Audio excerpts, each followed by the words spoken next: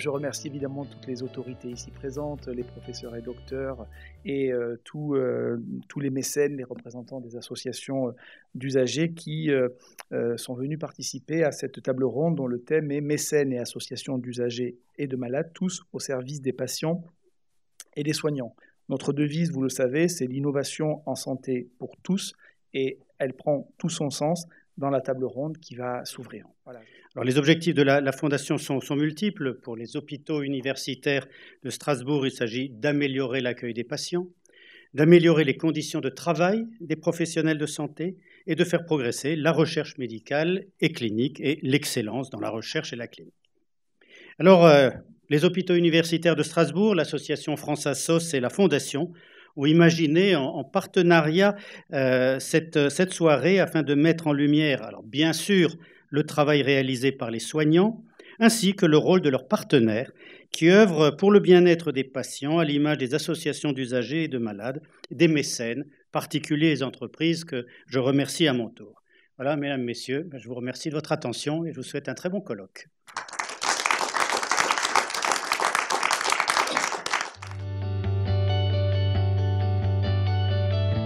À peu près 10% de bébés dans le monde naissent prématurément, c'est-à-dire avant 8 mois de grossesse, et parmi eux, à peu près 2% de toutes les naissances naissent très grands prématurés, c'est-à-dire avant 7 mois de grossesse. Ils sont exposés à des risques médicaux importants, mais aussi à un environnement des soins qui est bien différent de l'environnement qu'ils auraient dû continuer à rencontrer dans le ventre de leur mère s'ils avaient pu y rester. Qui n'est mieux placé qu'une mère ou qu'un père pour s'occuper directement de son petit bébé qui vient de naître? Et le projet NIDCAP, il aide à faire ça, à favoriser la présence des parents 24 heures sur 24, à observer le comportement du bébé pour pouvoir définir quelle est la meilleure stratégie de soins pour lui, et quelle est la sensibilité particulière qu'il a. Est-ce qu'il préfère plus de lumière, moins de lumière? Est-ce qu'il est sensible à la voix de sa maman, qu'il peut reconnaître ou pas? Et ce programme s'est montré à même de réduire en fait les séquelles neurosensorielles liées à la prématurité. Et c'est la raison pour laquelle on s'y est engagé. La maison d'éducation thérapeutique, qu'est-ce que c'est? C'est un lieu de 500 mètres carrés qui est situé au rez-de-chaussée de l'hôpital d'Aude-Pierre et qui est dédié aux patients et à leur entourage, patients qui portent des maladies chroniques. Alors, on peut s'adresser aux petits patients, alors, un peu plus grands, bien entendu, mais aux enfants, aux adolescents, aux adultes et aux personnes éventuellement plus âgées, mais également à leur entourage pour faire en sorte que ces patients qui ont une maladie chronique, eh bien, arrivent à faire au mieux avec cette maladie chronique, arrivent à vivre au mieux avec leur maladie. Donc, c'est des patients qui sont pris en charge par des équipes pluriprofessionnelles. Tous ces soignants vont animer des ateliers collectifs. En l'occurrence, c'est le but de la maison d'éducation thérapeutique, c'est de pouvoir mettre en place des ateliers collectifs afin que les patients apprennent des choses, éventuellement modifient leur comportement si les comportements ne sont pas adaptés à leur maladie chronique, et puis gagnent en fait en compétences et en connaissances. Alors on va crescendo effectivement et on va vers les personnes plus âgées. Donc les patients dont on parle là, et les patients et leurs familles, c'est des patients qui ont en général soit une maladie à corps de Lévy, soit une maladie d'Alzheimer, soit ce qu'on appelle une encéphalopathie vasculaire, donc des patients qui ont des difficultés cognitives et comportementales et qui doivent venir nous voir au Centre Mémoire de Ressources et de Recherche, au pôle de gériatrie, dans un endroit qui auparavant était un peu froid, un peu difficile, et on avait souvent des patients qui devenaient agressifs, tendus, impatients. C'était très difficile pour eux. Et depuis que séjour a été fait, c'est-à-dire depuis que l'hôpital de jour a été adapté à nos patients, eh bien, on n'a plus de problème de comportement, on n'a plus de problème de tension. Et c'est beaucoup plus agréable pour les patients, c'est beaucoup plus agréable pour les aidants, donc ceux qui accompagnent nos patients, et c'est beaucoup plus agréable pour les soignants, si bien qu'en termes de qualité de vie, de qualité d'échange, quand on annonce des diagnostics difficiles, eh bien c'est plus simple aussi. Alors évidemment, ce n'est pas que une question d'architecture, mais c'est avant tout une question humaine. Mais au bout du compte, en termes de qualité de vie, c'est très positif pour les patients et on a mesuré, nous, cette différence depuis.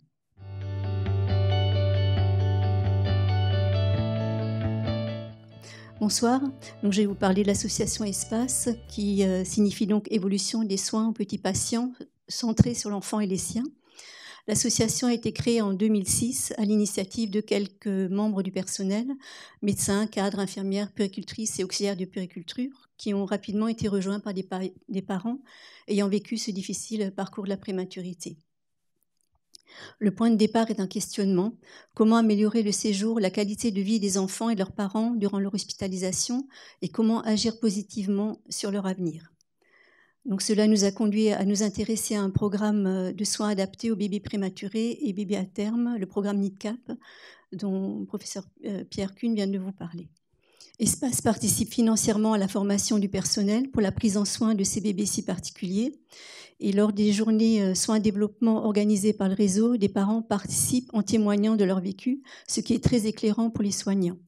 En fait, tous les projets, toutes les actions visent à rapprocher les parents, les bébés, la fratrie. Ils ont pour but d'adoucir cette période particulière difficile et ont comme objectif de favoriser la formation d'une famille dans un environnement accueillant tant du point de vue matériel qu'humain. Voilà, les Heures d'étoiles ont été créées il y a 30 ans, exactement cette année 30 ans, donc par le père Denis Ledogard. Donc là, NIDCAP nous a énormément séduits parce que c'est vrai que notre objectif, c'est d'améliorer les conditions d'hospitalisation, non pas uniquement de l'enfant, mais aussi de la fratrie. Donc NIDCAP est vraiment entre tout à fait dans cette catégorie de projet. Ça nous a énormément séduits. On a visité le service. C'est vrai que aurait besoin de pouvoir rapprocher les parents de leur enfant. Ce serait vraiment formidable. On ne se substitue pas du tout à l'hôpital. L'hôpital paye ce qu'il faut. Nous faisons le confort, tout ce qu'on peut, des lits qui fassent fauteuil, qui soient très, très confortables pour la nuit. Voilà, ça c'est le genre de projet qui nous intéresse. J'ai effectué la formation de l'éducation thérapeutique du patient.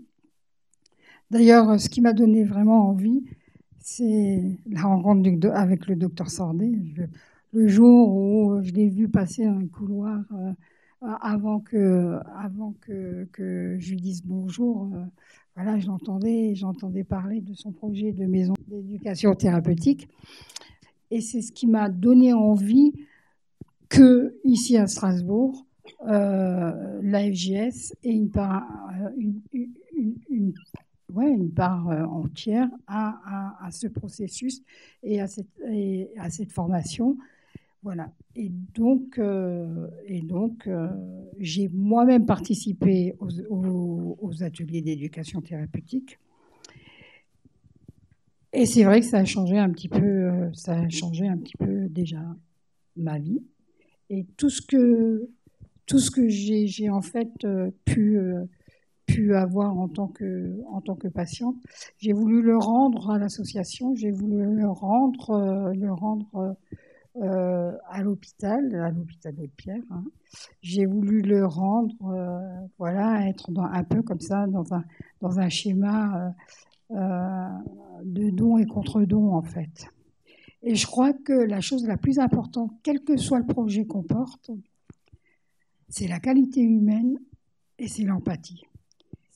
Alors nous, on a été intéressés par ce projet à 2 titres. Déjà, en tant que famille entrepreneuriale, on estime qu'on doit s'investir dans le territoire si on veut que le territoire nous redonne quelque chose.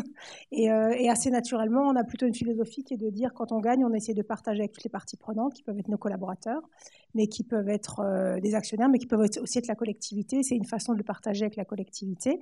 Et on avait déjà des liens avec l'Université de Strasbourg au travers de différentes chaires ou différents projets qui peuvent nous intéresser autour de l'innovation, autour de la créativité, de l'expérience client. Et quand on nous a parlé de la maison d'éducation thérapeutique, on s'est dit, tiens, mais il y a un vrai écho avec ce qu'on fait dans notre entreprise, puisque nous, on dit qu'on veut créer des espaces de vie inspirants pour nos clients, pour qu'ils se sentent bien chez eux de façon durable.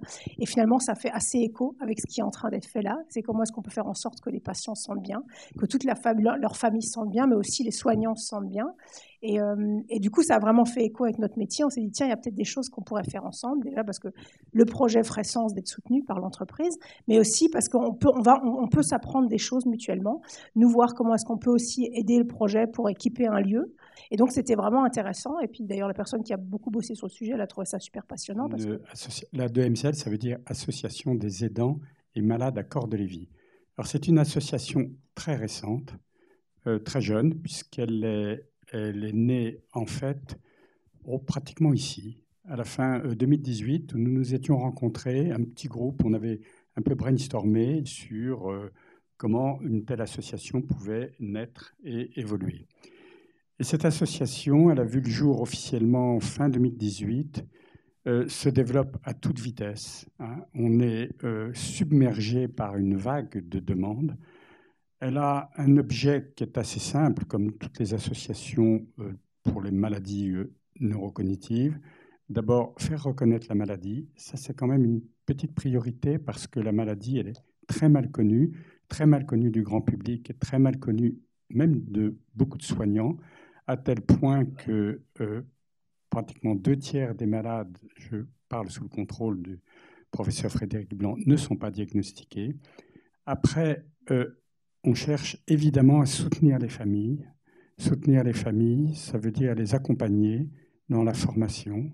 Soutenir les familles, c'est aussi bien soutenir les aidants que soutenir les malades. Et le troisième pilier, c'est de faire en sorte que la recherche sur la maladie à corps de Lévy soit mieux prise en compte. Strasbourg est un centre, on va dire, comme je disais, vraiment pour nous essentiel. Le professeur Frédéric Blanc est président de notre comité scientifique. Et pour nous, c'est une force extraordinaire, évidemment. Et il y a beaucoup de malades à corps de Lévy qui sont diagnostiqués ici et soignés ici. Et un projet comme Bon Séjour, c'est évidemment très bénéfique pour les malades à corps de Lévy qui ont des particularités, des spécificités qui sont souvent pas bien prises en compte dans les centres qu'on trouve à droite à gauche. On parlait d'empathie tout à l'heure, et nous, ça nous parle beaucoup parce que l'accompagnement des malades passe beaucoup par une empathie, un environnement empathique et adapté. Et pour ça, on est très attentif à l'environnement de tout ce qui est hôpital de jour, accueil de jour, EHPAD. AG2R Mondiale est ce qu'on appelle un groupe de protection sociale. Notre métier d'assureur de personnes, c'est la santé, la prévoyance, la retraite. Et notre manière de fonctionner, principalement, c'est d'intervenir a posteriori. Mais ça ne peut pas s'arrêter là. Évidemment, aujourd'hui, notamment la question de la prévention, elle est complètement essentielle. Donc, la question, c'est comment on se positionne par rapport à ça, comment on fait un certain nombre de choix pour être présent sur des sujets. Il y a des sujets qui, pour nous en tout cas, je dirais, s'imposent plus que d'autres. Il y a notamment sur...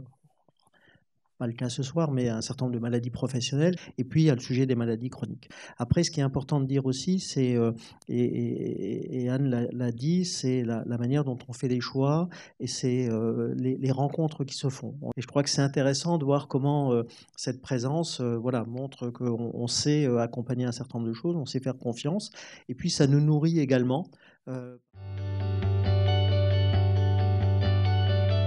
C'est un long chemin dans le parcours du médecin que je suis que d'avoir appris au fur et à mesure et d'apprendre encore tous les jours des patients, et de simplement d'avoir une écoute attentive, de changer de posture et de se mettre à l'écoute des patients est quelque chose d'énormément formateur.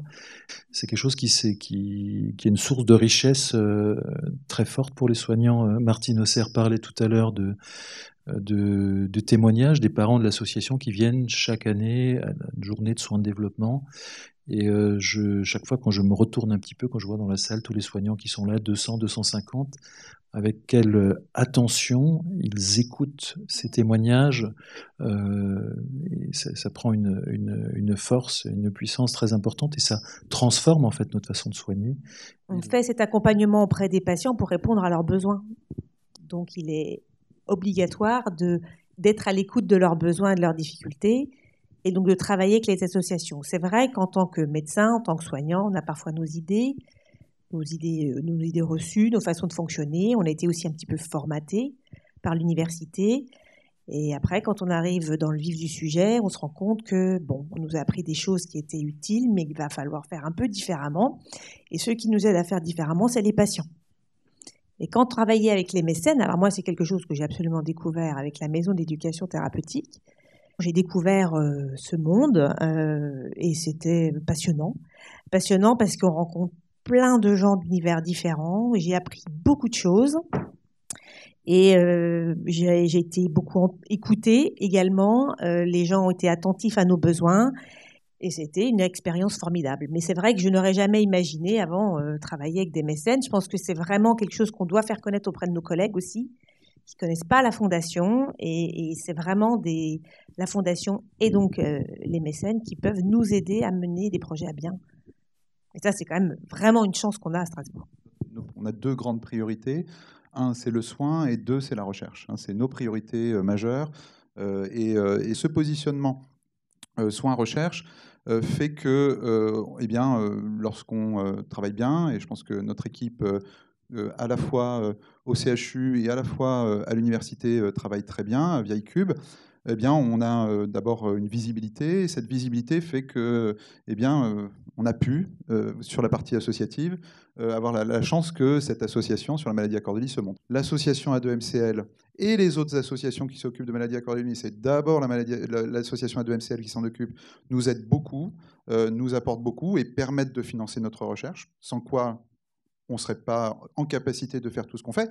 Et puis en parallèle, la Fondation nous a beaucoup aidés. Je vois Régis Bello, je vois le directeur de la Fondation. La Fondation nous a beaucoup aidés parce qu'elle nous a mis en contact et elle continue à nous mettre en contact avec des mécènes qu'on rencontre, à qui on explique nos projets. Notre objectif principal, c'est l'amélioration du soin et de la recherche clinique dans la maladie à corps de Lévy. Et je pense qu'on y arrive, mais c'est grâce aux mécènes, c'est grâce aux associations. Et c'est vrai, tu as raison, c'est autre chose, c'est pas tout à fait de la médecine, c'est parfois de l'entrepreneuriat, c'est quelque chose de ce type-là, mais c'est très intéressant parce que ça nous permet de nous ouvrir au monde et de faire passer des messages.